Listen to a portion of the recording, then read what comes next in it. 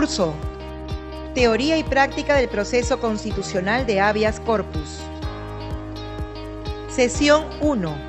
Proceso de habeas corpus. Aspectos teóricos. Expone Constanza Borea Rykov, profesora de Derecho Procesal Constitucional en la Pontificia Universidad Católica del Perú y en la Universidad del Pacífico.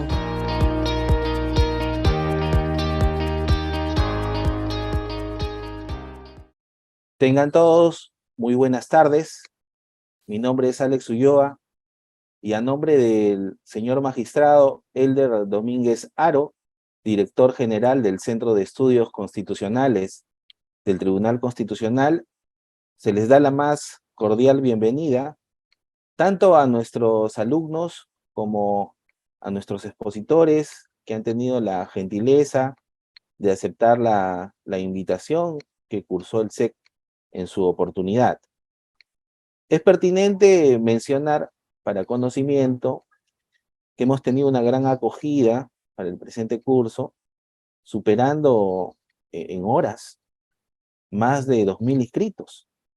Y por ello, el día de ayer hemos tenido que comunicar que se iban a aceptar las primeras vacantes en estricto orden cronológico.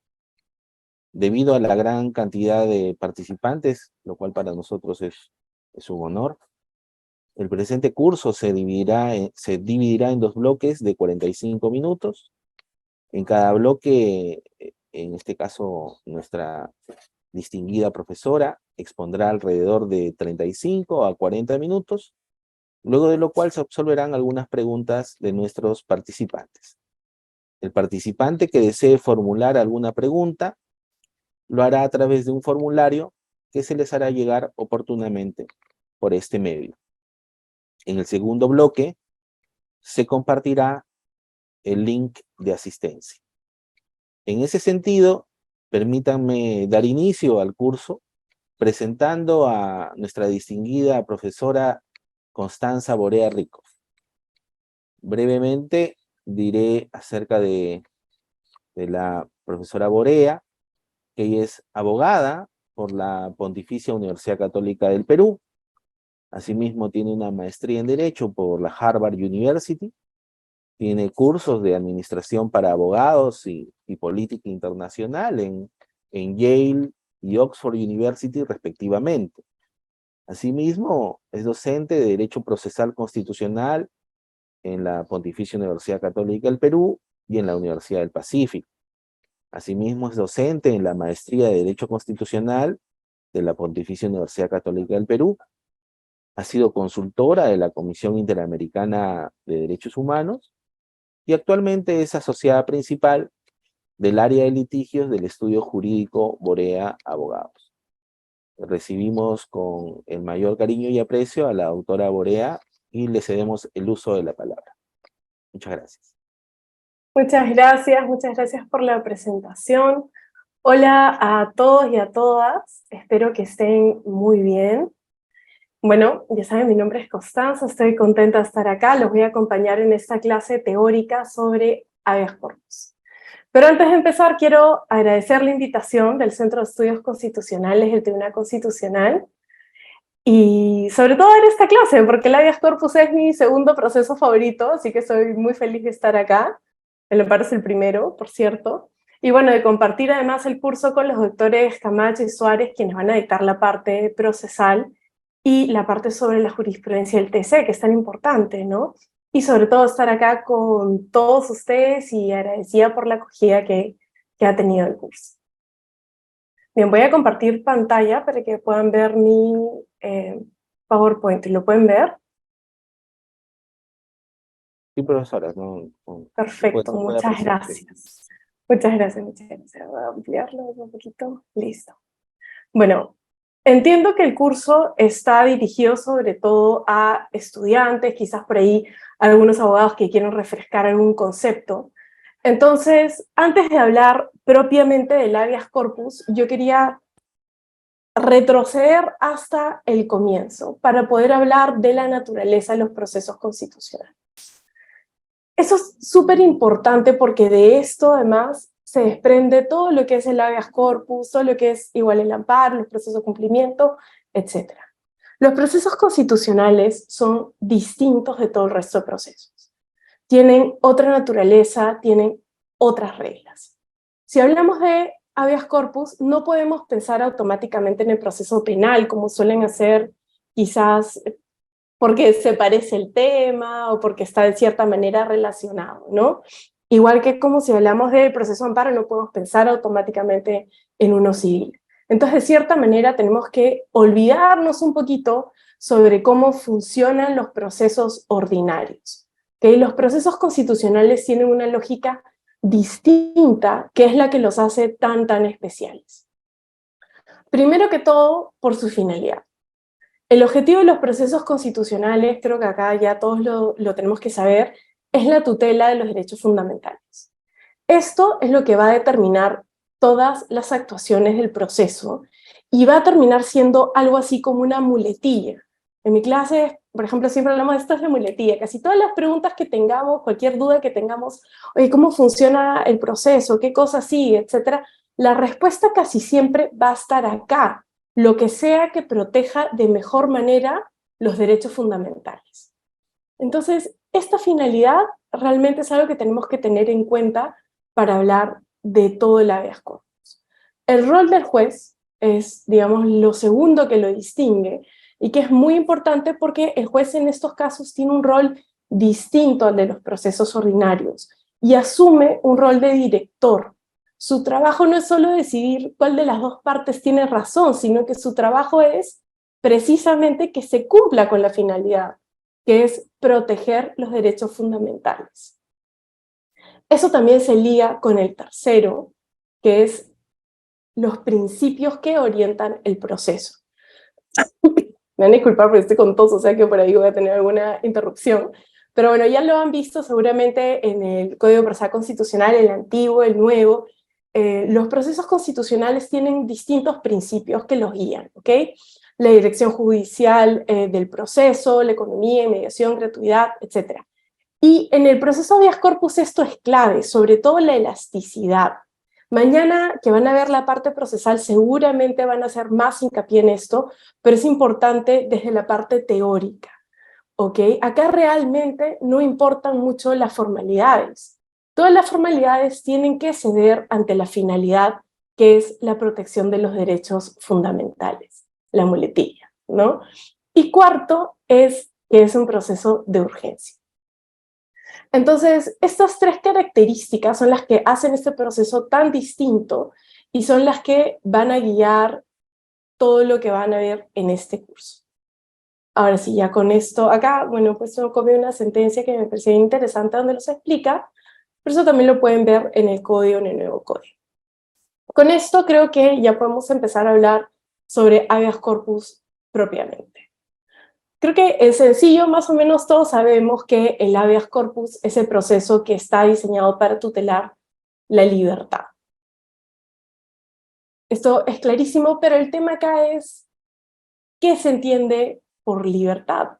La libertad, el Tribunal Constitucional habla de la libertad física en toda su amplitud, habla también sobre las restricciones, sobre la alteración, sobre la amenaza, sobre el ejercicio. Entonces, ¿qué quiere decir la libertad para el habeas corpus? Uy, se me cuela esto.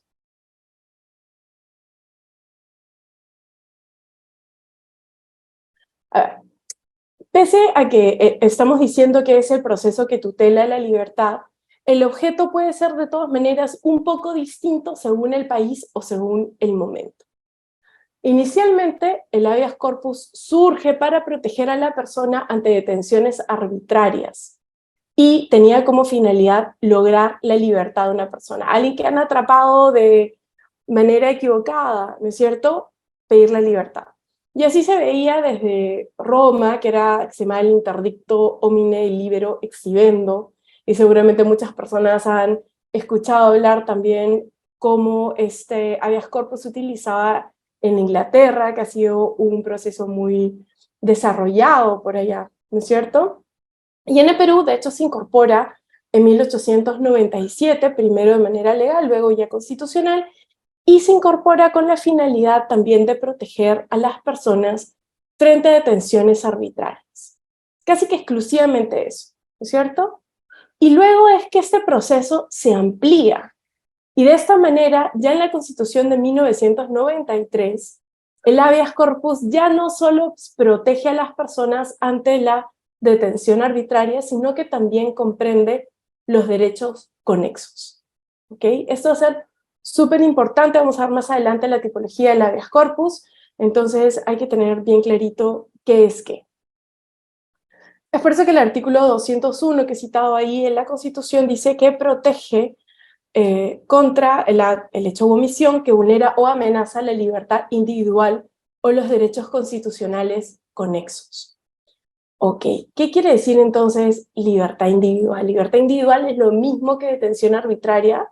Esta es una pregunta bien frecuente cuando se habla de habeas corpus, y no es lo mismo, ¿ok? La libertad individual y la libertad personal son cosas distintas, que se van a relacionar, ¿no es cierto? Se van a relacionar algo así como género-especie. Entonces, la libertad individual viene a ser un derecho continente, que engloba muchos otros derechos que están referidos a la libertad y que incluye también la libertad personal. A modo de ejemplo, cada uno va a poder ver en su código que el artículo 33 establece una lista, es un listón, ¿no es cierto?, que incluye derecho a la integridad, a no ser exiliado, a no autoincriminarse, a que no te voten del país, a no ser expatriado, a poder transitar libremente por los lugares públicos, al servicio, no ser sometido al servicio militar, a no ser detenido por deudas, etc. Esta lista que tiene el nuevo Código Procesal Constitucional es importante que todos sepamos que no es taxativa, ¿ok? Es enunciativa. Es decir, que eventualmente pueden aparecer más derechos que forman parte de esta libertad individual o que se pueden interpretar de otras formas también, ¿no es cierto? Todos sabemos que los derechos no son estáticos, sino que van evolucionando junto con nosotros.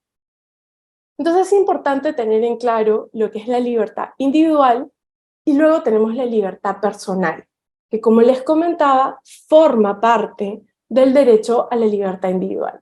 Y la libertad personal sí se refiere concretamente a esto que todos asociamos con el habeas corpus, ¿no es cierto? Tu libertad física, tu libertad ambulatoria, que nadie te detenga por las puras de manera arbitraria, que no te internen, etc.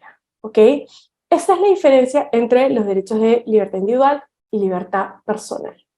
Y va a ser muy importante porque, como les estaba diciendo, el habeas corpus también incluye la posibilidad de cuestionar la vulneración de derechos conexos y, en general, es un poquito más amplio de lo que existe en otros países.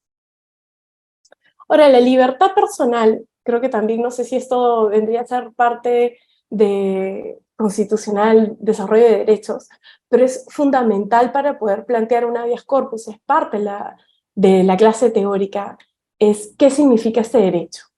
Y esto está bien establecido también en la Constitución, que dice que nadie puede ser detenido salvo que haya un mandamiento del juez que esté escrito, que esté motivado, o cuando es la policía en caso de flagrante delito.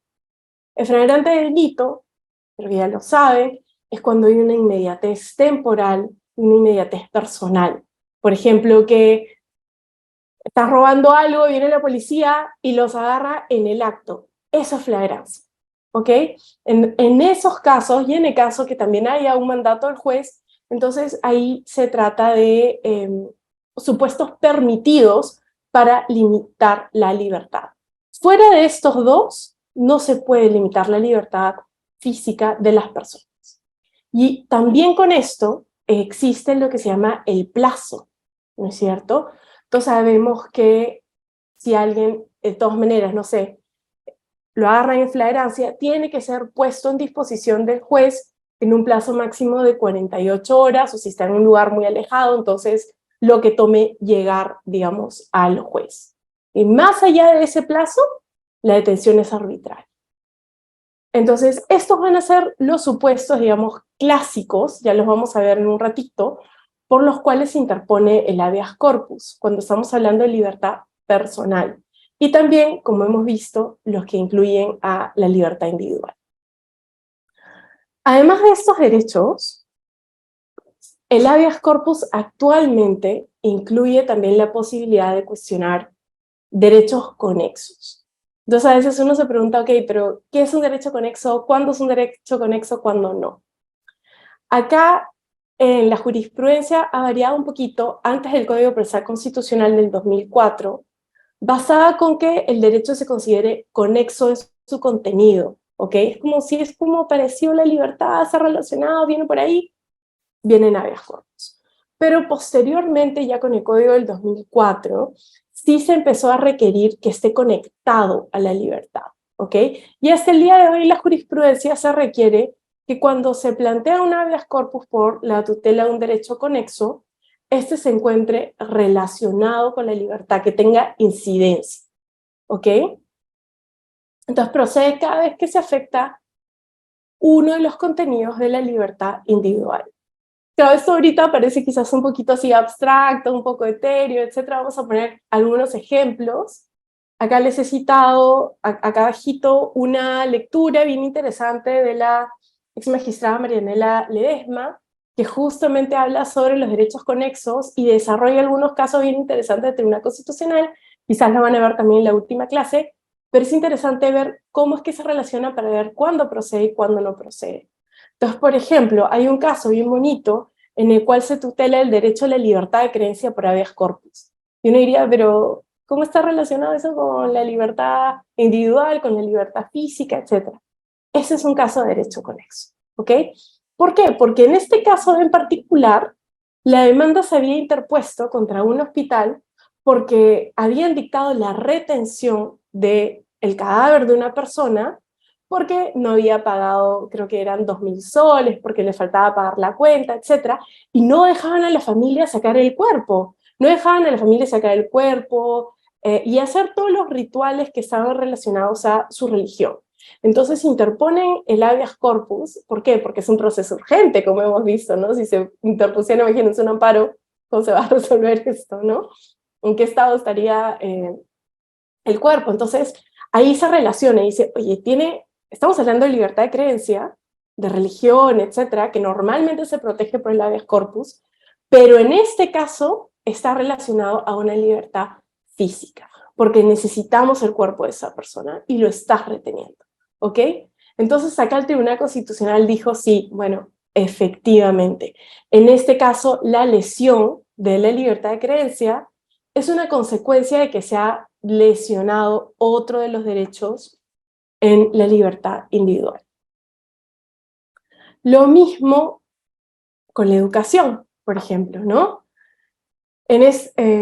Ahí he señalado algunos casos, seguramente hay más, pero en estos casos unos internos interpusieron habeas corpus a efectos de que se les permita estudiar dentro del establecimiento. De nuevo, se trata de un derecho, la educación, que normalmente encontraría tutela en un amparo, pero por la situación particular en la que está el demandante, los internos, ¿no es cierto?, que están privados de su libertad, entonces tiene incidencia y se habilita, ¿ok? La visita íntima, aunque no lo crean, también los regímenes de visita, ¿no es cierto? La salud. Hace relativamente poco el Tribunal Constitucional emitió una sentencia de estado de cosas inconstitucionales, era un habeas corpus, precisamente para tutelar el derecho a la salud de los internos, entre otras cuestiones, ¿no? Entonces, acá lo que se trata de ver es si el derecho que uno busca tutelar está relacionado o no a la libertad. La forma más fácil de evaluarlo es, ¿se encuentra en prisión o no se encuentra en prisión? ¿No es cierto? Es como fácil, pero hay más situaciones, porque como hemos visto, ¿no es cierto?, también está referido a las restricciones que puedan haber en la libertad de uno, los obstáculos que se pongan, por ejemplo, los seguimientos, etc. Entonces, esto es lo que se llaman los derechos conexos. Además de los derechos conexos, también se puede interponer el habeas corpus, bueno, forma parte de, ¿no es cierto?, contra resolución judicial, pero a mí me gusta separarlo porque es distinto. Seguramente lo van a ver en la clase de mañana también en procesal. El proceso tiene una lógica distinta. Entonces, el habeas corpus también cabe contra resolución judicial. De nuevo, tiene que tener incidencia en la libertad. Ya lo van a ver seguro cuando se trata de cuestionar a veces resoluciones de fiscalía que no disponen ningún tipo de restricción, límite en la libertad. Ahí el tribunal le ha dicho, hay que tener cuidado, ¿no? Quizás en algunos casos que están relacionados. Siempre hay que establecer cuál es la incidencia en la libertad. Y acá es interesante porque muchas veces se hablaba antes de cuándo se puede interponer este tipo de demandas, ¿no es cierto? Si cabe proteger únicamente derechos procesales o también derechos sustantivos. Y lo que se ha establecido a partir de Apolonia Colca es que se pueden proteger ambos, ¿ok? ¿Por qué? Porque una sentencia va a ser arbitraria, una sentencia va a ser un proceso irregular cuando se vulnere cualquier derecho contenido en la Constitución.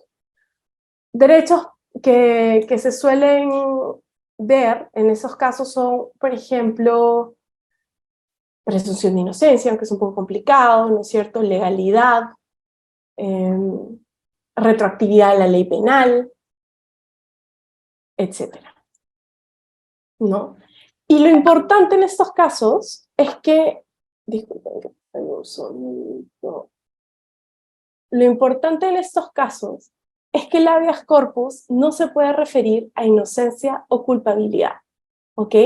Eso es súper importante, porque no se trata de discutir de nuevo lo que se ha visto ya en un proceso ordinario, sino que se trata de discutir únicamente, como estábamos viendo, la vulneración de los derechos a la libertad y derechos conexos, ¿ok? No determinar inocencia o culpabilidad.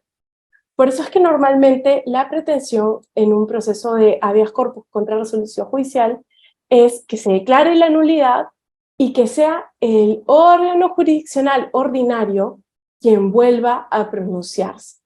Pero de ninguna manera se pronuncia el juez constitucional, ¿ok? Eso es súper interesante. A mí me encanta poner en clases este caso de Juliana Yamoja, seguramente muchos lo han visto, quienes practican, quienes ejercen derecho constitucional, seguramente lo usan, porque este es el caso, digamos, donde se ha desarrollado con más énfasis, quizás, la debida motivación de las resoluciones judiciales y todos los vicios que esta contiene, ¿no?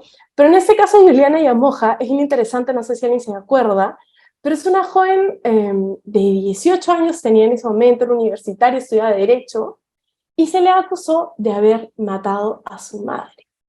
Y acá, bueno, no les voy a contar todo el caso, porque no tenemos tiempo, pero es interesante ver qué es lo que se puede cuestionar en un habeas corpus. Perdón, está viendo el chat. ¿Qué es lo que se puede cuestionar en un habeas corpus? Entonces, finalmente la condenaron, primero la condenaron a 20 años, luego le bajaron la condena a 12 en el ordinario, y ella presentó su habeas corpus porque lo que habían hecho en la Corte Suprema y en la sala era considerar que ella había apuñalado a su madre 65 veces, ¿no? Como lo ven en la pantalla, claro, los medios de comunicación siempre son peores, digamos, para el sensacionalismo, ¿no es cierto? Joven universitaria mata a su madre 65 cuchilladas, ¿no? Entonces, ella, obviamente, su teoría del caso es que ella era inocente, pero lo interesante es ver cómo plantea el habeas corpus. Y ella acá dice, la vulneración que hay es a la debida motivación. ¿Por qué? Porque lo que ha hecho la sala, lo que ha hecho la Corte Suprema, ha sido no considerar que esas 65 cuchilladas que le dice la prensa no han sido profundas. No es como que alguien vaya allá, como película de terror, ¿no es cierto? Sino que solo había habido una profunda y el resto habían sido superficiales. Creo que habían 3 medianas, esos detalles ya los van a ver en la sentencia, quien lo quiera revisar, ¿no? Pero solo había habido una profunda y 4 superficiales. Entonces ella dice, esto cambia el sentido de las cosas, porque con esta motivación incorrecta de decir que hay 65 cuchilladas, implicaría que hay una especie de alevosía, que uno lo ha planeado, que es así, cuando en realidad no fue así, ¿no? Y entonces el Tribunal Constitucional eventualmente saca fundado el caso por muchos temas de motivación. Les recomiendo esta sentencia. Hoy día no tenemos tanto tiempo para revisarla al fondo, pero es bien interesante y la menciono porque precisamente como el habeas corpus no ve temas de fondo, hay que tener cuidado en qué cosa planteamos, ¿no es cierto? Hay cosas que pueden parecer de fondo porque uno puede plantear el argumento diciendo, oye, no fueron 65, pues ya, fueron tanto, y puedes plantearlo como un vicio de motivación, que eso es algo que sí se puede evaluar y que tiene una incidencia en efectivamente la libertad física. ¿Ok? Entonces, más o menos esto es lo que uno ve cuando habla de el objeto del habeas corpus. Y en ese sentido, lo que ha desarrollado el Tribunal Constitucional para hacerlo un poquito más fácil es una tipología de habeas corpus. ¿Ok? Entonces, lo que se ha hecho es separar distintos tipos de habeas corpus. El tribunal ha reconocido 8 tipos de habeas corpus, pero únicamente dejar en claro que esta tipología es simplemente con fines pedagógicos, ¿ok? Es para que se entienda quizás más fácil o más rápido todo este objeto del que estamos hablando, ¿no? Porque hablamos de libertad individual, hablamos de libertad personal, hablamos de derechos conexos, entonces podría enredarse un poquito, entonces tiene fines pedagógicos, pero no es necesario ustedes cuando presenten una demanda que pongan, se presenta un habeas corpus correctivo, se presenta un habeas corpus tal, ¿ok? Es para poder entenderlos. Entonces, el primero del que habla el Tribunal Constitucional es precisamente el reparador o el clásico. Esa es una sentencia que ustedes ya seguramente han visto en los materiales de este pequeño curso, ¿no es cierto? Se las recomiendo, también es muy clara. Y cuando hablamos del habeas corpus reparador o clásico, es literal el clásico. Es el habeas corpus como surge. El habeas corpus para proteger una privación arbitraria o ilegal de la libertad física de ti mismo, que se da cuando, como hemos visto, la libertad física solo puede ser restringida de dos maneras, ¿no es cierto? Mandato motivado del juez o flagrancia. Entonces, ¿cuándo es que procede este tipo de habeas corpus? Cuando son detenidos sin que exista un mandato del juez, cuando son detenidos sin que exista flagrancia. Por ejemplo, si están, por decir ahorita el tema está, no sé si de moda sería la palabra, ¿no? Están en una protesta pacífica y los agarran y los meten los detienen, ¿no? Están en prisión. ¿Ha habido flagrancia? ¿Ha habido mandato motivado del juez? ¿O es una detención arbitraria? En esos casos es que entra el habeas corpus reparador, ¿no es cierto? O también estábamos viendo que la libertad física también implica este plazo para ser puesto en disposición del juez, ¿no es cierto? 48 horas. ¿Qué pasa si es que ustedes los detienen, ¿no es cierto? Y, no sé, vienen feriados nacionales, puentes, etcétera, no sé qué, se quedan una semana, no los ponen en disposición del juez. Esa es una detención que se torna ilegal, que se torna arbitraria. Y en estos casos es que procede también un habeas corpus reparador, ¿ok? Y este habeas corpus reparador lo que busca precisamente es que los dejen en libertad ya, en ese momento. Y por eso van a ver seguramente mañana en su clase de procesal, es que este tipo de habeas corpus inclusive tiene un procedimiento distinto, no es igual que el otro. Cuando ustedes interponen un habeas corpus reparador clásico, una detención arbitraria, el juez en ese momento puede agarrar sus cosas e irse con ustedes a ver qué es lo que pasa, e irse con ustedes al centro de detención. ¿Qué pasa? ¿Dónde está el mandato de esta persona? ¿Por qué lo han agarrado? Ah, listo. No tiene que escuchar a la otra parte, es totalmente unilateral. Puede dictar su decisión ahí y se van y está en libertad. Ese precisamente es el habeas corpus clásico, la manera como nace, lo que les decía el interdicto, la ejercía de Inglaterra. Esta es la finalidad, ¿ok? Y también a veces uno piensa mucho que es contra lo público, ¿no? Ahorita vamos a ver quiénes son los sujetos del habeas corpus, pero no solo eso, también puede ser contra privados. ¿Qué pasa si es que una persona quizás mete a alguien en un centro de rehabilitación contra su voluntad? ¿Puede? ¿No puede hacerlo? ¿Qué puede hacer la persona que está dentro? ¿Qué pasa una persona quizás con discapacidad que es sometida contra su voluntad a un centro, ¿no es cierto?, para que viva ahí? Entonces, ahí vemos también cómo estos supuestos no son solamente, digamos, algo que, no sé, que pasa excepcional, etcétera, sino que es algo que puede pasar y que lamentablemente pasa. Entonces, hay que tener en claro cuáles son las reglas, cuándo es que hay que acudir a este tipo de habeas corpus, que como les digo es bien importante, este sí, diferenciarlo porque va a tener un procedimiento distinto, más rápido, ¿ok? Donde podemos exigirle más al juez. En segundo lugar, se habla del habeas corpus restringido.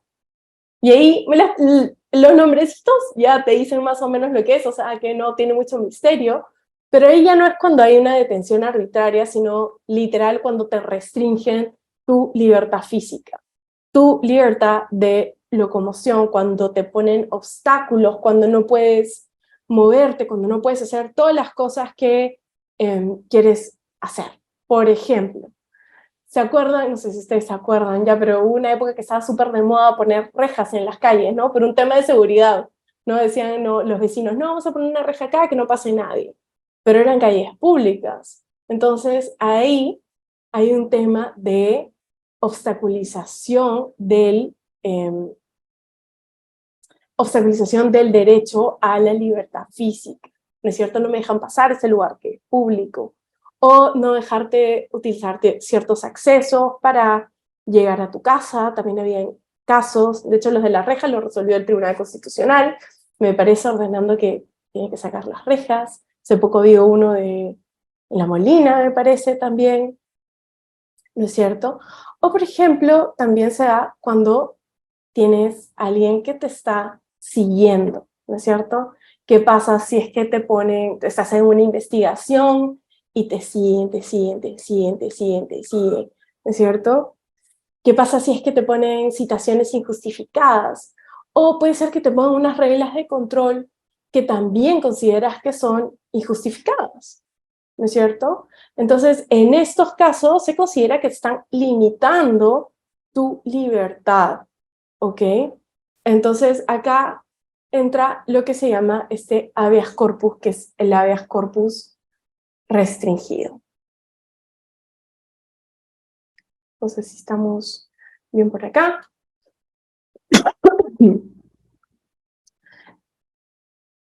El habeas corpus correctivo es el que está relacionado a la forma como se cumple una pena. Quizás este va a ser el que va a estar más relacionado con estos derechos conexos de los que hablábamos, ¿no es cierto? Tiene como finalidad que la privación de libertad a las personas que están en la cárcel, etcétera, tengan unas condiciones que sean razonables y que sean proporcionales. Entonces, acá tenemos estos casos de salud. Les comentaba de los internos que, por ejemplo, interpusieron un habeas corpus porque tenía, me parece, problemas respiratorios y no tenía acceso a doctor, o otros que tenían un tipo de tratamiento en otro centro y cuando lo trasladan a otro centro penitenciario ya no le dan el mismo tratamiento, ¿no es cierto? O acá estaría también el de la visita íntima, que les decía, ¿no? O en general, del régimen de visitas. ¿Qué pasa si es que no tienes acceso al régimen de visitas? Si no tienes acceso a la educación. Y sabemos que el fin de la pena es la resocialización del reo, ¿no es cierto? Y su reincorporación a la sociedad. Entonces, todos estos derechos que son normalmente, teóricamente, protegidos por el amparo, cuando están relacionados a la forma como se cumple una pena, pueden ser protegidos también por el habeas corpus, en este que se llama el habeas corpus correctivo.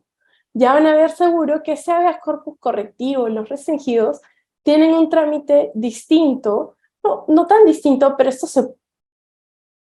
lamentablemente se tienden a alargar un poco más, quizás por la carga procesal, por una cosa u otra. Seguramente van a ver que lamentablemente la urgencia no se llega a cumplir de cierta manera como tendría que ser. Entonces tenemos este caso, ¿no es cierto?, que se salió en pandemia en el 2020, creo que fue el estado de cosas inconstitucional, para proteger precisamente el derecho de salud de las personas que estaban en prisión, y que salió y fue un caso genial, porque además ayudó muchísimo a salir del hacinamiento, en contexto de COVID, etc. Pero una de las cosas interesantes en ese caso es que si uno leía la sentencia se daba cuenta que la demanda había sido interpuesta en el 2014. Es decir, que había sido resuelto 6 años después. Entonces ahí vamos viendo algunos de los problemas de los habeas corpus que seguramente van a ver, pero por lo cual hace interesante hacer esta distinción, ¿no es cierto? Porque cuando se trata de clásico, como hemos visto, el juez inclusive puede estar ahí y decir, bueno, ¿qué pasó? ¿Cómo solucionamos este tema? ¿No? Creo que me quedo acá para las preguntas y luego regresamos con el resto de los habeas corpus, si te parece, Alex. Claro que sí, estimada doctora. Para la sección de preguntas, vamos a considerar las que sean más pertinentes en relación a la sesión dictada, ya que en principio tenemos un gran número de preguntas, dado la cantidad de asistentes. No todas las podemos realizar en estos breves 5 minutos, pero sí vamos a seleccionar las más pertinentes que estén relacionadas con la sesión, con esta primera parte de la sesión que acaba de dictar la doctora Borea. Una primera pregunta sería la del señor Rodolfo Neira Basalar, que pregunta lo siguiente: ¿es posible la interposición de una demanda de habeas corpus contra disposiciones fiscales, aun cuando no esté en juego la libertad personal, o sería amparo? A ver, les voy a proyectar otra, otra, otro PowerPoint ya que tiene esta respuesta. Solo que eso no lo había previsto para esta clase. Pero para que lo vean, porque tengo ahí en este PowerPoint un montón de sentencias. Solo que no sé cómo salir de esta página. Ya, dejar de compartir. Listo. Vamos a compartir ahorita esto. ¿Ven este PowerPoint que comienza con contrainvestigación fiscal? Sí, sí se aprecia. Ok, perfecto. Ok, la respuesta está acá. Ya hemos visto que el habeas corpus, como les decía, protege la libertad, ¿no es cierto?, individual, personal y derechos conexos, siempre que tengan una incidencia en la libertad. Entonces, cuando hablamos de un habeas corpus contra la investigación fiscal, vamos a tener que preguntarnos, ok, ¿pero incide en la libertad o no? Entonces, normalmente la actuación del Ministerio Público no incide en la libertad, porque lo que hace el Ministerio Público es pedirle al juez y el juez decide, ¿no es cierto? El Ministerio Público pide la prisión preventiva, pero quien determina si va o si no va es el juez, ¿ok? En términos generales, el Ministerio Público no tiene las facultades coercitivas para restringir o para limitar la libertad individual. Sus actuaciones son postulatorias, no son decisorias, ¿ok? Entonces, normalmente si uno quiere atacar lo que dice el Ministerio Público, o se hace dentro del proceso penal, que también tiene una fórmula y que también se puede hacer, digamos, ya ante el juez, etcétera, o se puede hacer en todo caso mediante el amparo. Pero hay algunos casos donde sí se va a permitir el habeas corpus contra los actos del Ministerio Público. Y acá lo que les decía, hay que preguntarnos, ok, ¿incide o no incide en la libertad? ¿Cómo? ¿Ok? Entonces el Tribunal Constitucional justamente ha dicho eso, ¿no? Hay algunos casos donde sí puede incidir. Por ejemplo, cuando se afecta el ne bis in idem, la cosa juzgada, el plazo razonable de la investigación, ¿no? Supongamos que ustedes ya han sido investigados por, no sé, delito A, no me voy a inventar ningún delito, porque no han sido investigados por el delito A, se decidió no formular acusación, se decidió no formular nada, etc. Y luego el Ministerio Público les vuelve a abrir contra el delito A, ¿no? Entonces los está sometiendo de nuevo a un procedimiento que tiene como finalidad restringirles la libertad, ¿no? ¿O qué pasa, por ejemplo, si la investigación dura años? Entonces, ahí también, de cierta manera, se está poniendo en juego su libertad porque se les está sometiendo a esta situación en la que ustedes no saben qué va a pasar y termina siendo arbitraria, ¿no es cierto? Entonces, va a depender mucho del caso en concreto, y va a depender mucho de cuáles hayan sido las actuaciones, qué sea lo que se esté pidiendo, etc. La regla general es que no, pero podría ser, ¿ok? Excelente, mi estimada doctora. Finalmente, una segunda pregunta para este primer bloque, planteada por el señor Frank Alexander Díaz Valiente. Pregunta lo siguiente. ¿Se podría hablar hoy en día, de una evolución constante del proceso de habeas corpus? ¿Cuáles de todos los tipos de habeas corpus es utilizado mayormente? ¿Cuál de todos los tipos de habeas corpus es utilizado mayormente? No lo sé, creo que esa es una estadística que tendría el Tribunal Constitucional, quizás. Pero lo que sí hemos visto, no lo tengo acá, no lo tengo acá en el PowerPoint, pero creo que depende de la época, ¿no? Entonces, por ejemplo, antes de la pandemia, el habeas corpus era un proceso utilizado, pero quizás no tanto. Y uno va viendo las memorias del Tribunal Constitucional, ahí los invito a buscarlas, en la web están, van a ir viendo que justamente en los años de pandemia suben las demandas de habeas corpus, suben las resoluciones de habeas corpus.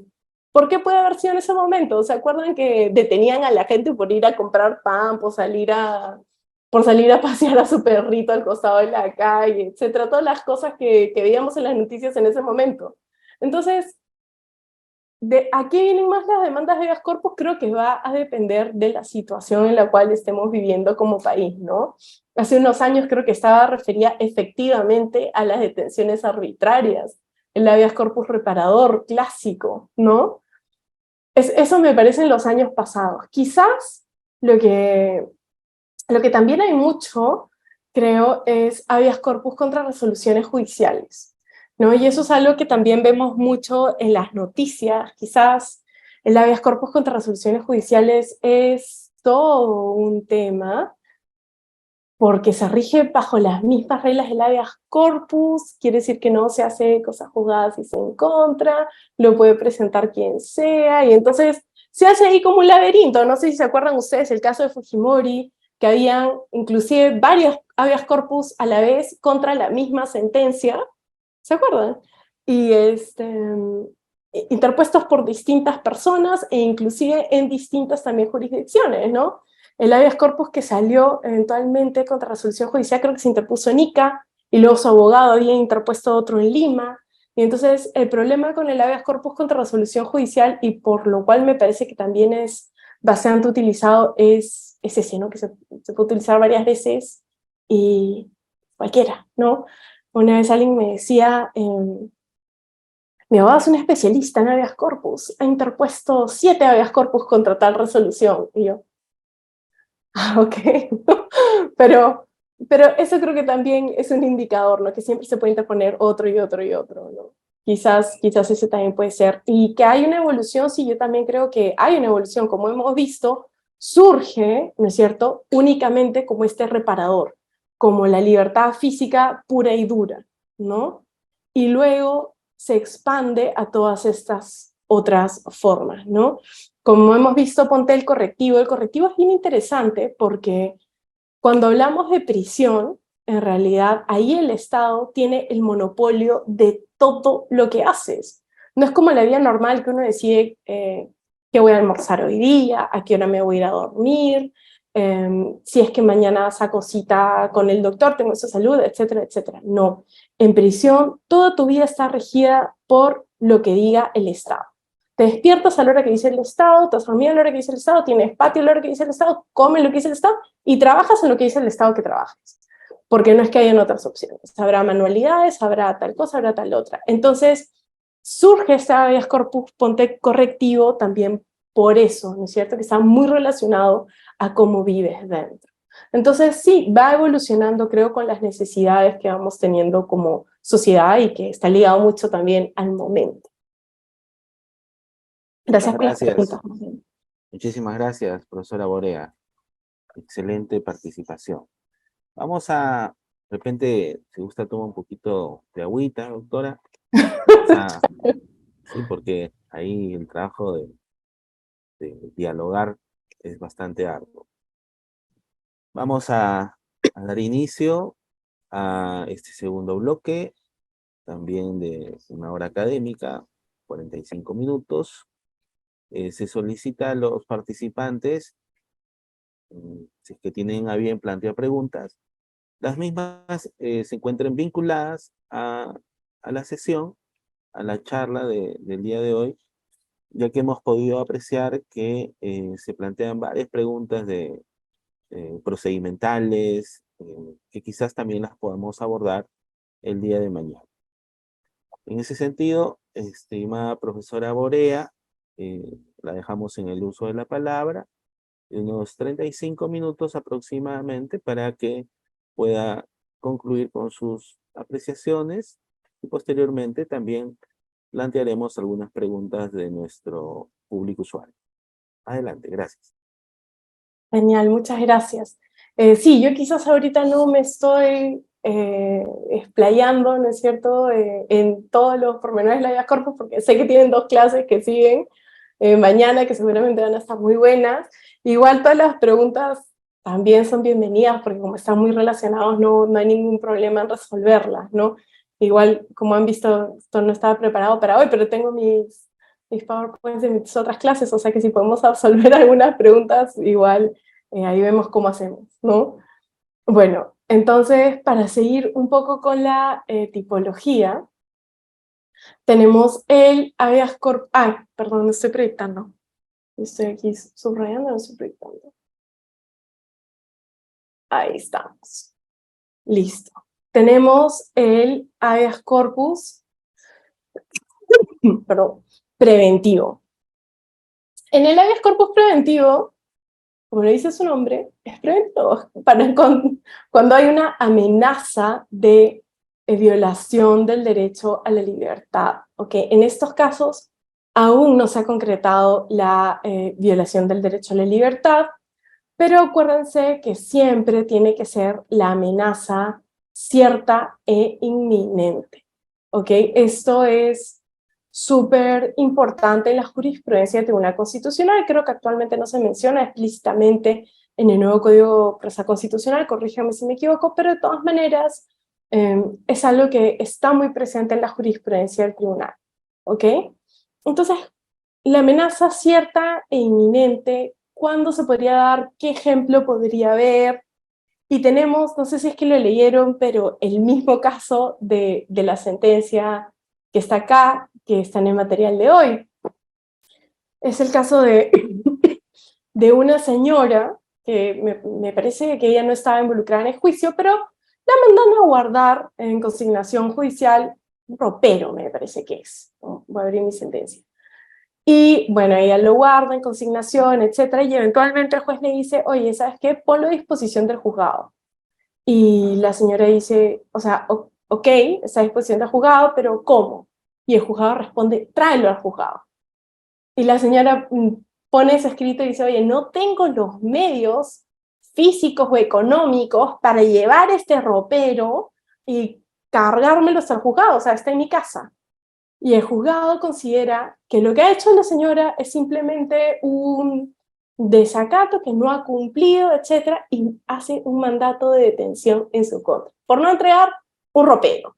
básicamente. No me acuerdo si es un ropero o no un ropero, lo tienen en su sentencia en los materiales del curso.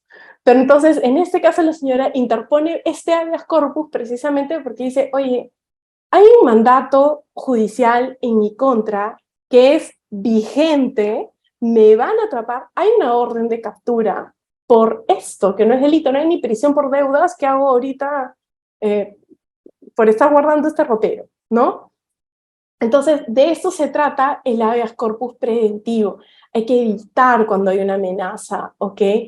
Que sea cierta, que sea inminente. Entonces, acá entran un poquito más los medios probatorios, ¿no? Normalmente en el habeas corpus lo van a ver, no se requieren muchos medios probatorios, que van a ver que la demanda no necesita, pero nada más que una relación de hechos, etcétera. Pero quizás en este tipo de habeas corpus sí sea un poquito más importante hacerlo, porque hay que acreditar estas dos características, ¿no es cierto? Que sea cierto y que sea inminente. Luego tenemos el habeas corpus traslativo. Ya sé, creo que es la palabra que menos refleja lo que es este habeas corpus, pero bueno, aquí estamos. Y ese es el que está relacionado con las demoras del proceso judicial u otras afectaciones. Espero que nadie acá haya tenido un proceso judicial en su contra, pero hay algunas personas que dicen como, bueno, ya, pero estás en un proceso judicial, ya, eso no afecta quizás tu libertad. Pero es horrible, uno lo sabe cuando ejerce, cuando tiene sus clientes, cuando le cuentan, tener un proceso judicial en tu contra. O sea, tienes como una espada de Damocles todo el tiempo encima, ¿no es cierto? Y el Estado tiene ciertos plazos que se deben cumplir, la norma penal tiene ciertos plazos que se deben cumplir. Entonces, este tipo de habeas corpus busca proteger a la persona contra esta demora del Estado, ¿ok? Por ejemplo, supongamos que le dictan prisión preventiva, ¿ok? Te dictan prisión preventiva, estás en prisión, apelas, ¿no? La apelación duerme el sueño de los justos, que pasa muchos procesos, ¿no es cierto? Entre que se concede la apelación, se manda a mesa de partes hace el oficio, lo mandan a distribución, de distribución lo mandan a la sala, se equivocaron de sala, lo mandan a la otra sala, y comienza a ser toda una bola de nieve que hace que se demore demasiado. Habeas corpus traslativo, ¿ok? Entonces, va por todos los problemitas que hayan en el proceso judicial, otras afectaciones, por ejemplo, que no te dejen tener el abogado de tu elección en el proceso, ¿no es cierto? Ahí también es un derecho conexo, lo vemos, ¿no es cierto? Porque es tu derecho de defensa, pero está muy relacionado a tu libertad porque es tu derecho de defensa en un proceso donde se discute tu libertad. O que no te pongan un intérprete, y entonces no estás entendiendo qué pasa bien. Esto está relacionado a todos estos temas o todas estas afectaciones que pueden haber en el proceso judicial. Acá también tiene una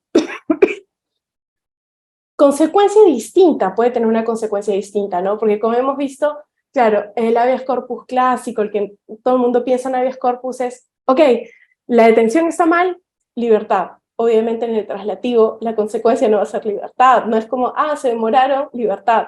No, se demoraron y entonces acá lo que va a pasar es que el juez va a ordenar que sean las diligencias en un plazo de 15 días, de 30 días, que se llame la atención a tal persona, etc. Entonces, esto, digamos, es lo que es distinto al habeas corpus traslativo, ¿no? Siempre lo mismo, bueno, cuando hablamos de correctivo, decíamos, tampoco no es libertad, ¿no es cierto? Es corregir las circunstancias o las situaciones que están viviendo las personas que están en prisión, ¿ok? Luego tenemos el habeas corpus instructivo. El habeas corpus instructivo es el que está relacionado con la desaparición forzada. Este es un habeas corpus bien interesante porque no está destinado a proteger únicamente el derecho a la libertad, sino que está diseñado para proteger algo más, ¿no es cierto? Para proteger la integridad, para proteger la vida de las personas, ¿no es cierto? Y en ese sentido es un poco distinto y tiene algunas características distintas también. Ese es otro de los cuales se tiene que diferenciar, digamos, porque su procedimiento va a ser distinto. En los casos de desaparición forzada, igual no se va, o sea, no se puede ordenar, ok, que aparezca la persona, ¿no? Ojalá fuera así de fácil las circunstancias, pero normalmente no son así de fáciles. Cuando hay una desaparición forzada, normalmente lo único que se sabe es, oye, tal persona estaba ahí tal día, alguien dice, alguien vio, alguien tal cosa que se lo llevaron. Y eso es lo único que se sabe, ¿no es cierto?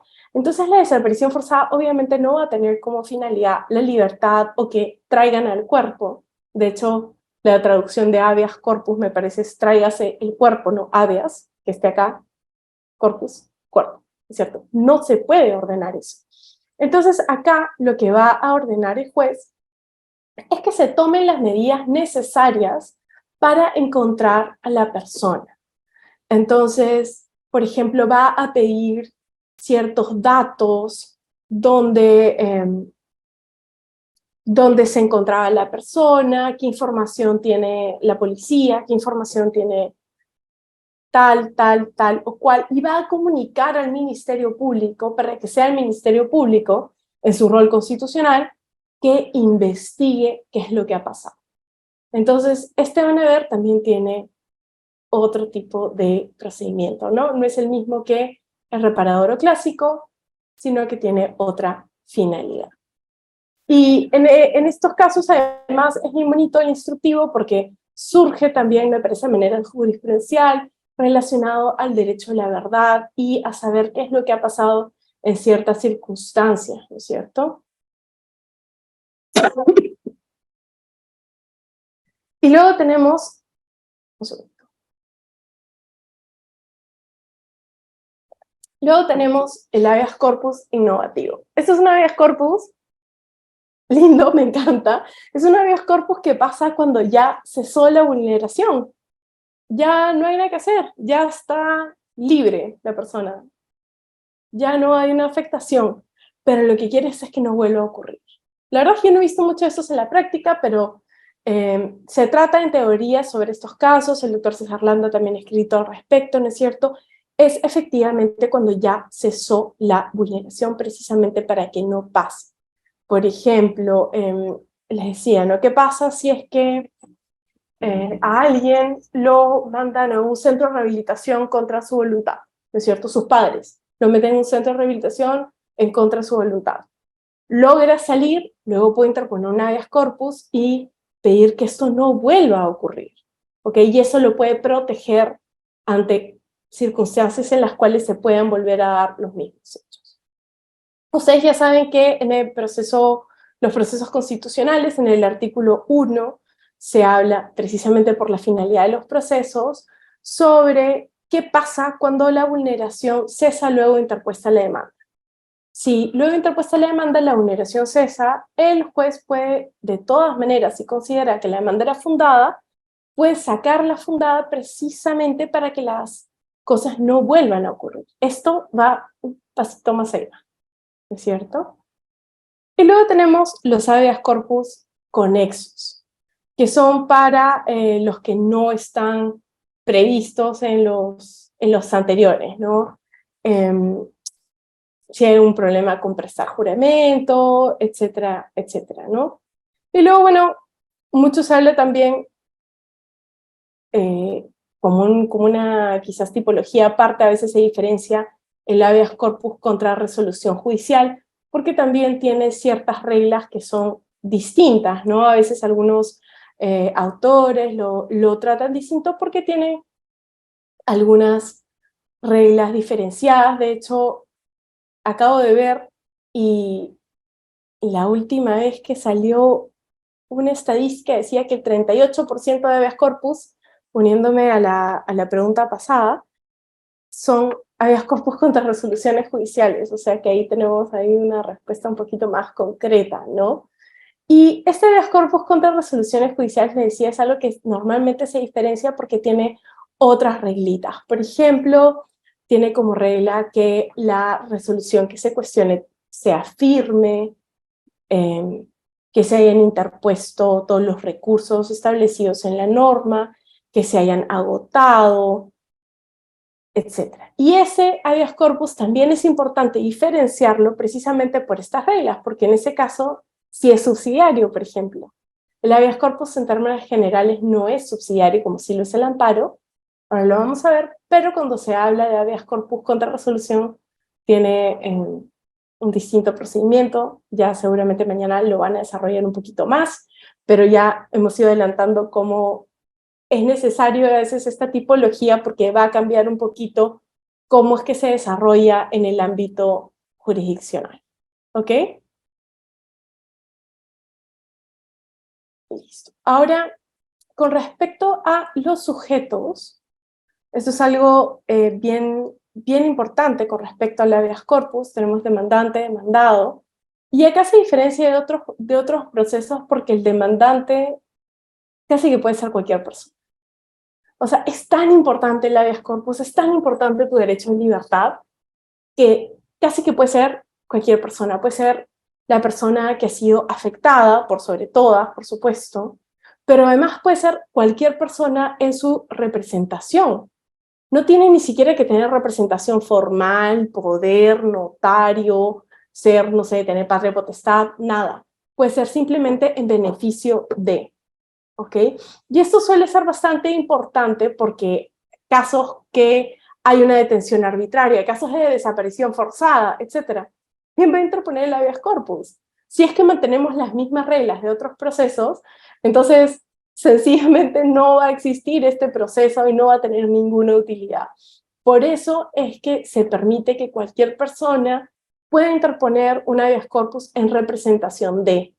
Claro, eso tiene muchas ventajas y tiene unas desventajas como las que les contaba en este caso de Fismori, por ejemplo, que se presentaron 2 habeas corpus con el mismo objeto por distintas personas, ¿no es cierto? Y ninguna tenía el aval del beneficiario.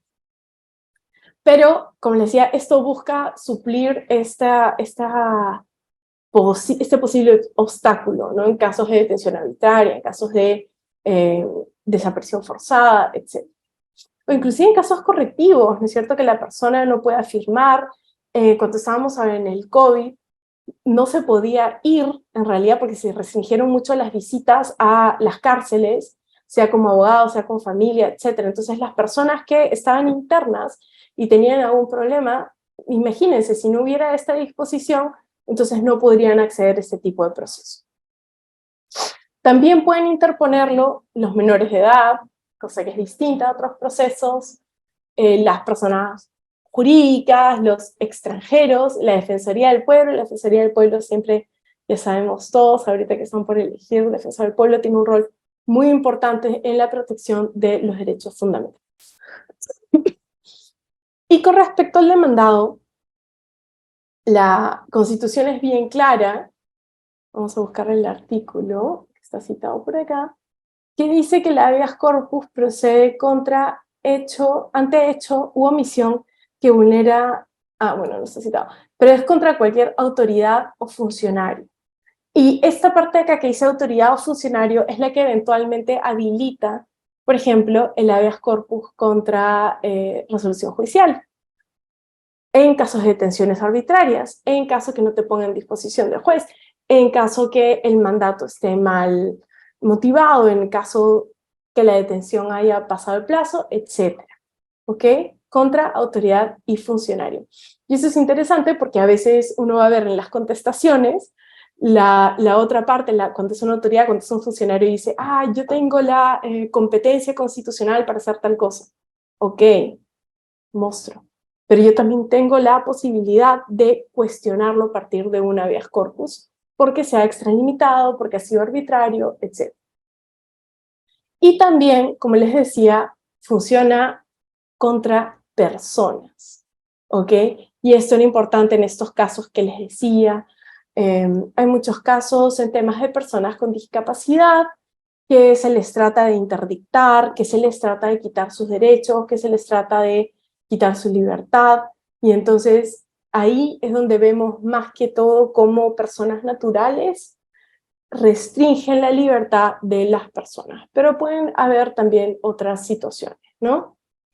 Y bueno, ahí después esto ya es un tema más procesal, pero no olvidar nunca de emplazar al procurador. Y también cuando hablamos de demandado, un tema interesante es qué pasa si es que no puedo individualizar ni al favorecido ni al agresor, que suena como algo como ilógico, como cómo vas a presentar una demanda si no sabes a favor de quién presentas la demanda o en contra de quién presentas la demanda. Pero estos casos son precisamente, por ejemplo, los de desaparición forzada, lo que les decía, ¿no es cierto? Casos que dicen, bueno, yo vi que alguien se llevaba a alguien contra su voluntad. No sé quién era y no sé quién se lo llevó. ¿Procede o no procede? Procede. ¿Por qué? Precisamente por lo que estamos hablando de la naturaleza de los procesos constitucionales. Porque acá lo que se busca es proteger derechos fundamentales. Si se puede hacer algo para proteger en este caso, vida, integridad, que hemos visto que está relacionada a desaparición forzada, si se puede proteger la libertad, entonces siempre hay que ir por la opción más protectora, ¿ok? Entonces, si es que no se puede individualizar, bueno, qué pena, pero igualito procede el habeas corpus, y quizás ahí lo que se va a hacer ya no va a ser quizás la libertad, quizás se puede mandar a abrir una investigación, etc.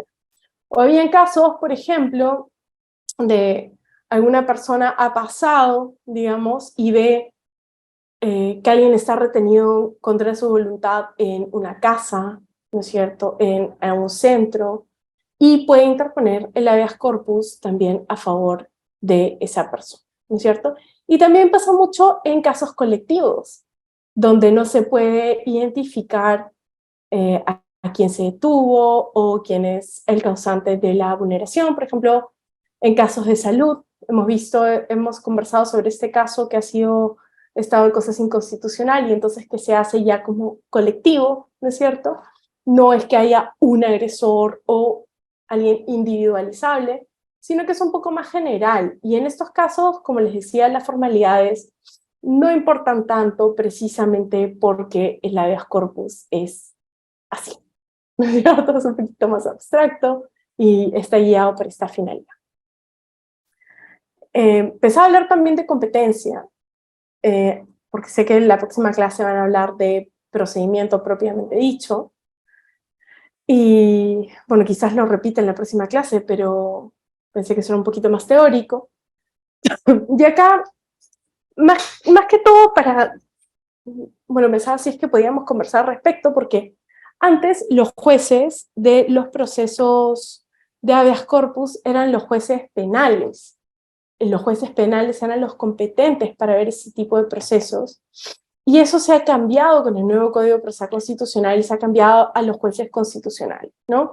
Esto tiene distintos tipos de retos, ¿no es cierto? Porque los jueces constitucionales de la nada pasan a tener toda la carga de los habeas corpus, y entonces ya saben que se presentó la demanda, que salió en funda, etcétera, ¿no? Pero más allá de los retos prácticos, es interesante este cambio de competencia, precisamente por lo que decíamos, ¿no es cierto? En el habeas corpus no se determina, por ejemplo, inocencia o culpabilidad, entonces no necesariamente necesitas un juez penal, dicen algunos, ¿no es cierto? Hay quienes sostienen ambas posiciones, quienes sostienen este cambio se inclinan por esto, ¿no?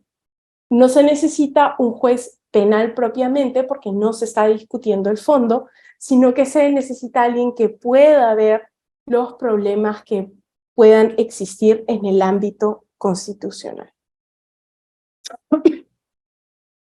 La competencia también ha variado un poco, seguramente eso lo van a ver mañana, ¿no? Y luego quisiera abordar algunos temas igual teóricos sobre el proceso de habeas corpus, ¿no es cierto? Sobre cómo, que están relacionados un poco los principios que lo guían, ¿ya? Y lo primero que hay que saber es que ese es un proceso súper informal. Es el proceso más informal y espero que quienes están acá, si son estudiantes, si son abogados, si van a ir a a ser jueces, a ser fiscales, a ser abogados de parte, lo que sea que hagan, siempre hay que tener esto en consideración, ¿ok? Pasa mucho a veces en los procesos constitucionales, y creo que pasaba más cuando eran penales, quienes lo veían, por supuesto que no hay jueces constitucionales en todo el país, entonces los tendrían que ver los penales, pero bueno, que se tratan de imponer muchas formalidades al proceso, ¿ok?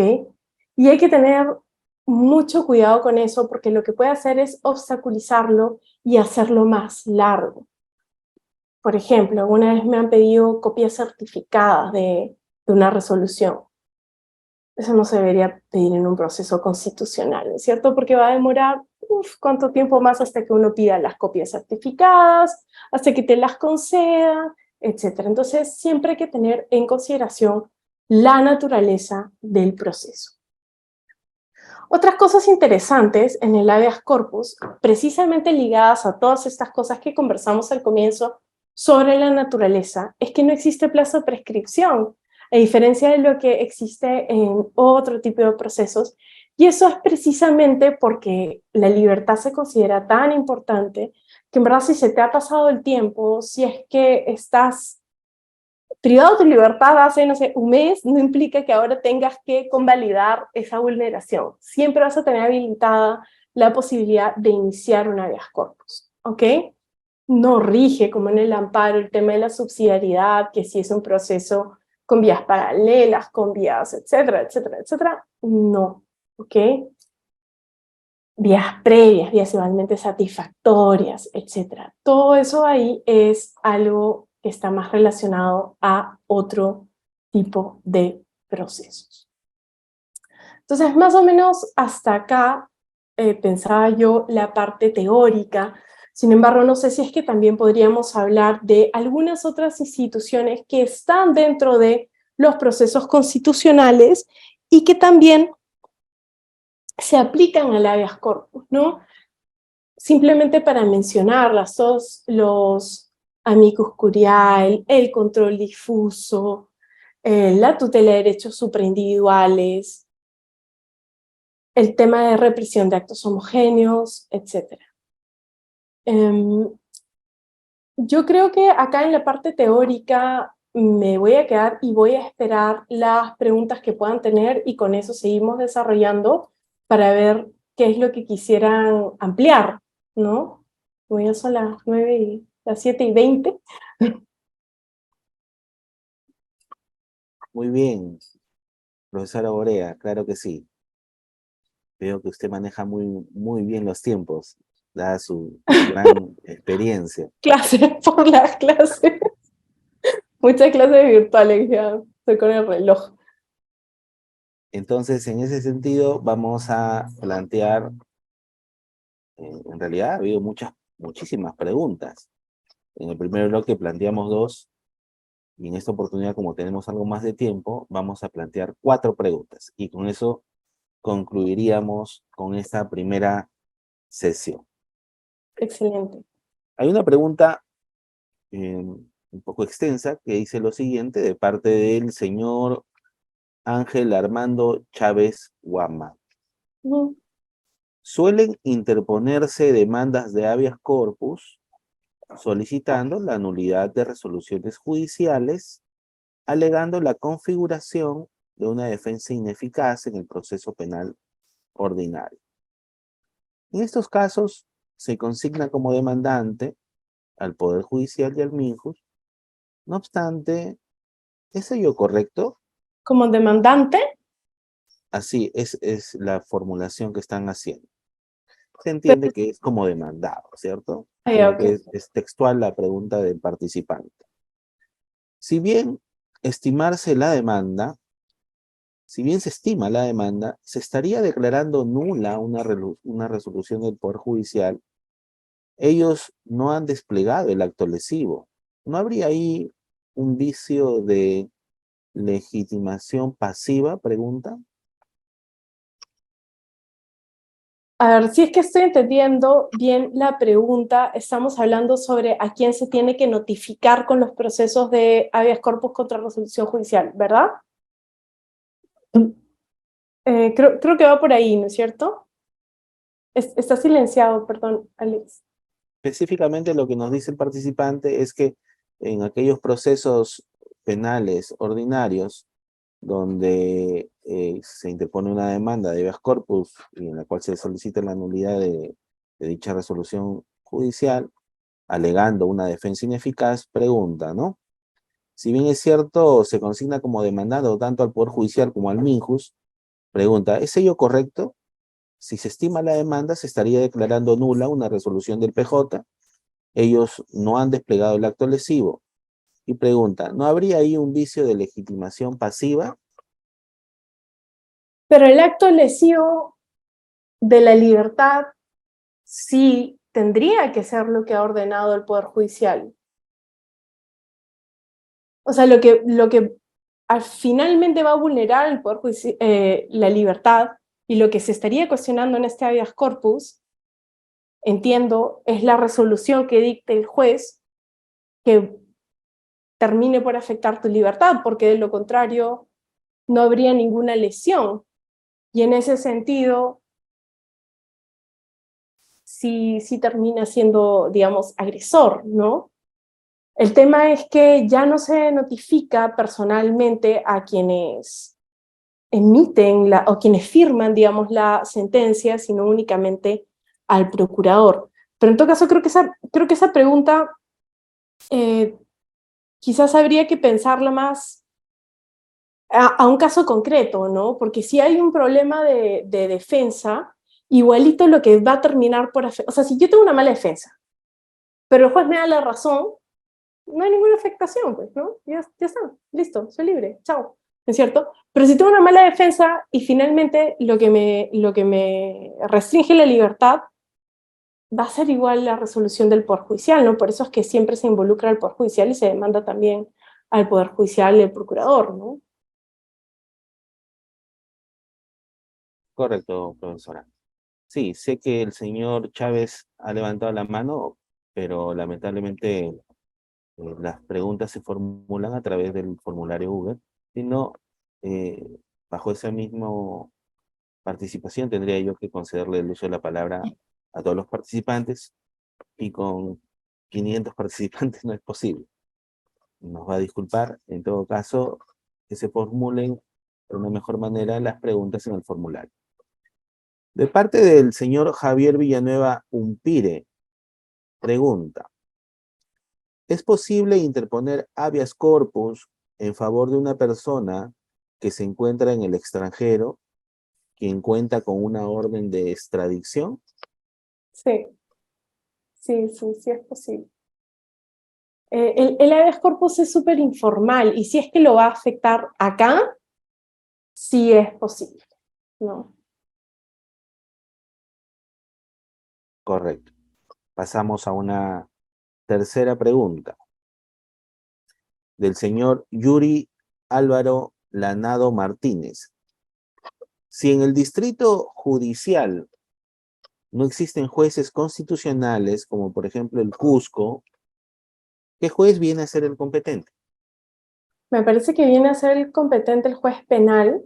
Sé que hace poco el Tribunal Constitucional sacó una sentencia precisamente que resuelve la demanda de inconstitucionalidad que se había planteado contra el nuevo código y me parece, no estoy muy segura si habla concretamente sobre eso, me he perdido un poco, pero también me parece que también, habría que revisarla, pero me parece que también habilita a el sistema judicial a, cuando inclusive también hay mucha carga, etcétera, a habilitar a otros juzgados para que vean los habeas corpus. Pero en un inicio deberían ser penales. ¿Entiendes?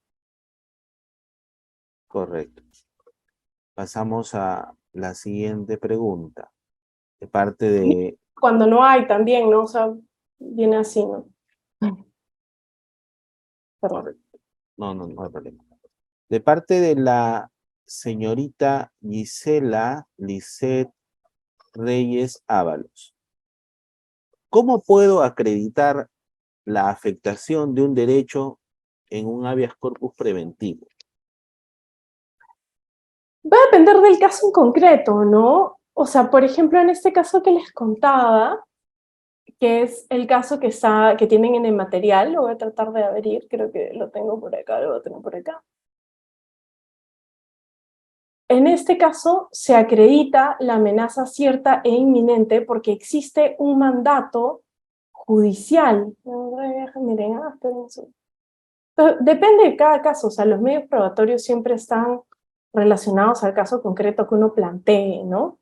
Pero acá interpone la demanda, lo vemos la señora Eleovina Mabela Ponte, y ella dice que, a ver, mira acá, es cierto que le piden que ponga a disposición el bien requerido y que por resolución tal cumpla con apersonarse al local del juzgado con el bien bajo apercibimiento de ordenarse su captura.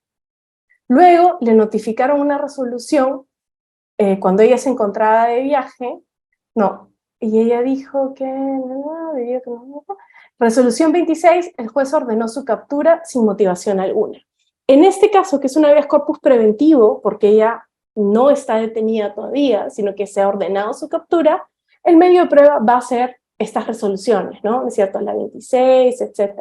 O en este caso de esta pregunta previa, que estaban conversando sobre la extradición, la orden de captura, etc., van a ser esas resoluciones. O sea, depende de cada caso. Acuérdense que en derecho lo más importante, bueno, en todo caso, para mí, en procesal, lo más importante son los hechos, ¿no es cierto? El diablo está en los detalles.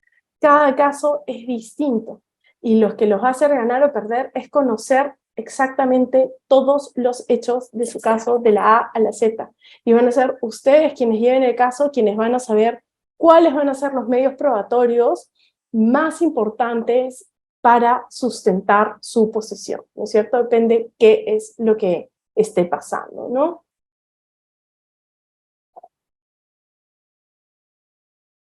Muy bien. Creo que tenemos algo de tiempo, 4 minutos. En ese sentido, vamos a plantear una pregunta más de parte del señor Juan Rueda Manchego. Doctora, recientemente el Pleno del Tribunal Constitucional pronunció la sentencia 688-2022-HC, interpuesto por la Coordinadora Nacional de Derechos Humanos, solicitando que se deje sin efecto el impedimento de ingreso al territorio nacional de migrantes venezolanos que no cuenten con visa debido a que vulneraba, entre otros, sus derechos a la libertad de tránsito y a solicitar refugio. El Tribunal Constitucional declaró fundada en parte la demanda. Al hablar sobre las partes del proceso de habeas corpus, usted mencionó que es posible que las personas extranjeras sean demandantes en el proceso de habeas corpus, pero ¿es posible que los beneficiarios del habeas corpus sean ciudadanos extranjeros que se encuentren fuera del territorio del Perú? Yo creo que si se encuentran fuera del territorio del Perú, va a depender, ¿no es cierto? Porque como hemos visto, o sea, tiene lógica que se permita que sean extranjeros quienes interpongan la demanda, porque si un extranjero está acá y sufre una detención arbitraria, tiene que tener algún mecanismo para protegerse, ¿no es cierto? O extranjeros que se encuentren en prisión. Se me viene a la cabeza, no sé, Vandersloot, ¿se acuerdan de él? Que era uno de los famosos quizás que estaba en prisión, ¿no es cierto? Puede interponer una correctiva y así sucesivamente, ¿no? Si se encuentran fuera, no estoy muy segura, creo que habría que estudiar mejor lo que ha dicho el Tribunal Constitucional sobre cómo se interpreta ese derecho, ¿no es cierto? Porque como peruanos tenemos derecho a, por ejemplo, el tránsito, pero si yo no tengo visa para entrar a un país, no tengo derecho a ingresar, ¿no es cierto? Esas son las reglas de otro país. Pero acá seguramente están involucrados otro tipo de derechos también, ¿no es cierto? Seguramente están involucrados temas de refugio, temas de integridad, temas de seguridad. Entonces habría que revisar mejor qué es lo que ha dicho el Tribunal Constitucional en ese caso, ¿no? Y doctora, finalmente, una pregunta muy pequeñita para que todos estén contentos, de parte del señor Spider Brian Ramos Rivera. La Sala Superior en apelación de sentencia puede adecuar un proceso de amparo a habeas corpus al ver la afectación a la libertad. ¿Sabes qué se ha visto? Espera un segundito. Se ha visto la adecuación, efectivamente. No sé si es tan común, pero la conversión, ¿no es cierto? Espérame un segundito. Lo tengo en algún sitio.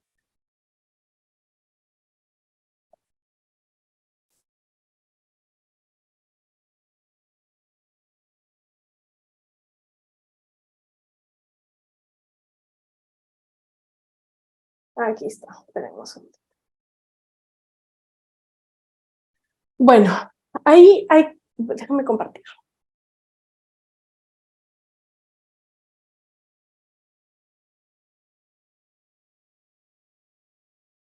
Ya, acuérdense acá cuál es la finalidad y cuál es el rol que tiene el juez, ¿no es cierto? La finalidad del habeas corpus es la protección de los derechos, y no solo el habeas corpus del amparo, el juez tiene este rol que es de director, etcétera, ¿no es cierto? Entonces, lo que se ha dicho sobre la conversión es que no es obligatorio para los jueces de primera instancia, pero sí para los jueces de segunda y de última.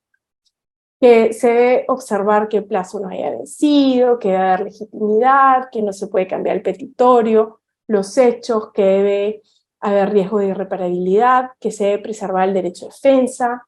Yo creo que esas son algunas reglas que en todo caso tenía establecido en la jurisprudencia, ¿no es cierto? Más que todo estas están referidas más para convertir un habeas corpus a un amparo, pero en el mismo sentido creo que se puede pensar al revés, ¿no? Y eso que para convertirlo al revés, con más razón, porque el habeas corpus no tiene plazos y es bastante más informal, ¿no? Entonces creo que se tiene que ver de acuerdo al caso concreto, se tendría que estudiar más la jurisprudencia, pero si se puede hacer de un lado para otro, pensaría que también se podría hacer al revés, ¿no?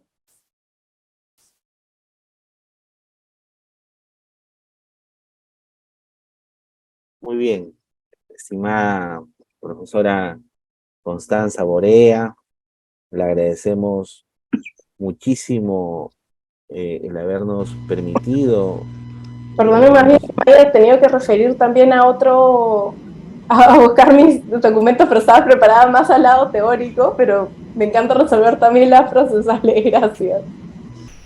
No, gracias a usted por ilustrarnos. Y permítame agradecer al nombre del magistrado Elder Domínguez, director general del Centro de Estudios Constitucionales, su destacada participación, y nos ha dado muchísimas luces en esta primera sesión de este curso titulado Teoría y Práctica del Proceso Constitucional de Habeas Corpus. Muchas gracias también por mi lado, gracias al Centro de Estudios Constitucionales, a todos los que están acá. He visto que somos 270. Gracias por su atención, gracias por las preguntas, y bueno, siempre podemos seguir conversando más adelante también. Gracias por la invitación. A usted, muy, muy agradecidos de verdad. Y con ello hemos concluido esta primera sesión y esperamos, estimada profesora, tenerla en alguna otra oportunidad. Muy amable. Y vamos a pasar con un video de cierre de parte del Centro de Estudios Constitucionales. Hasta una próxima oportunidad, estimada profesora Borea y estimados participantes. Muy amables.